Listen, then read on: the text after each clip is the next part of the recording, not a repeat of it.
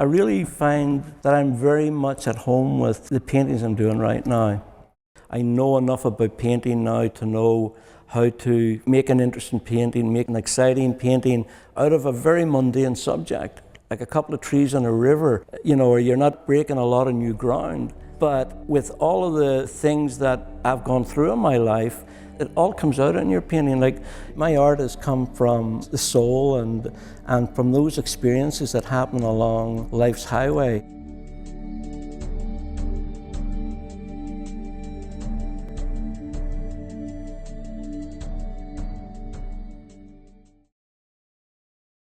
Everything I paint, no matter what stage it's at, I want to treat it as though it's finished.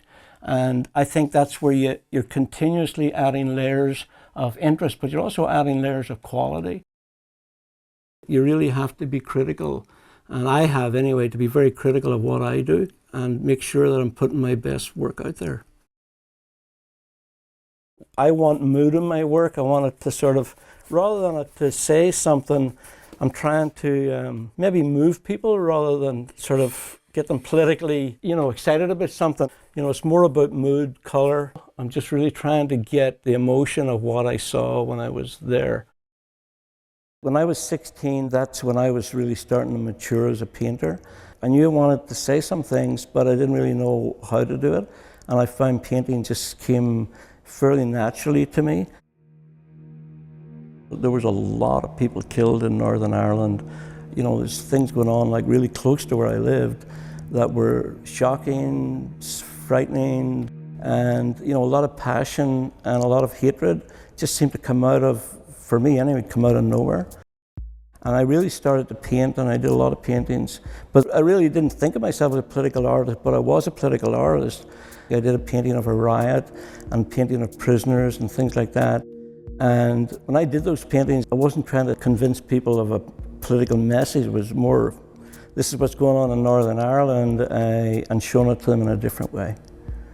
My wife and I and our children were driving from my hometown of Banbridge to her hometown of Newry, and we were driving up towards there, and we hit this really big traffic jam, didn't know what it was.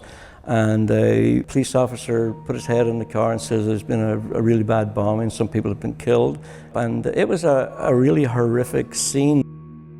We really didn't want to be part of the violence in Northern Ireland. And I said, you know what, we got to get out of this place. When I left Ireland and came to Canada, I found like I was just really lost. I really lost my direction as an artist. I started to sort of move towards what was going on in the new city that I was in. I did a series of paintings here called Urban Mirage, which were more about Winnipeg and about, the mean streets of Winnipeg. They were really hard, dark backgrounds with bright colors jumping out at you. And, I felt they were very political paintings, and I felt they were strong. If I hadn't made those paintings, I couldn't be doing the work I'm doing right now. The personal tragedies that happen in anybody's life affect everybody, not just artists. We're not unique in that sense. But the biggest tragedy that's ever happened to me, to my family, is our daughter Kathy, who was a really energetic, very positive, intelligent young woman. And like me, she was a visual artist, she was a dancer. We went on holidays to Northern Ireland to see her family, and we found out that she had a non-Hodgkin's lymphoma. And when we lost Kathy, I just didn't have anything. I was just a shell. When I started painting again after losing Kathy, and I really felt, that in some kind of way I was carrying on the work that she wouldn't be able to do. And through a series of steps, I really got back into painting a realistic landscape painting.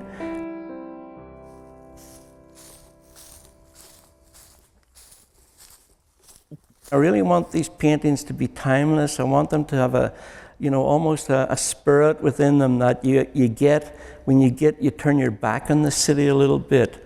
I think it's very interesting that right in the middle of a big city, Winnipeg's a decent sized city, that you can find places along the rivers This has not been changed for hundreds and hundreds of years. These are the same trees that people canoed down one river to meet people from another river long before immigrants like me got here.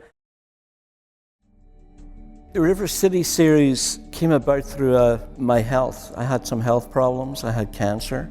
So I had to have major surgery, and I was in St. Boniface Hospital. But when I came right out of surgery, as soon as I came round, I started to draw. And when I was really down, I would draw myself in, the Peter McConville version of Frida Kahlo, I guess. But I was also had to walk. So I would walk down the hallway, and there was a great view, this huge window, and my goal was to get to that goddamn window. And I could see that river, I could see the forks. I don't know, it just gave me hope, and it was something that I really gravitated towards. The one thing that really kept building in my mind for an idea was the city and the river, but that's where the series came from. Was the fact that I was very sick. I saw hope through that window, and I saw something I wanted, and I was determined I was going to get back out there and do it again.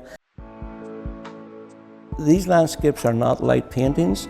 There's a lot of hope in them.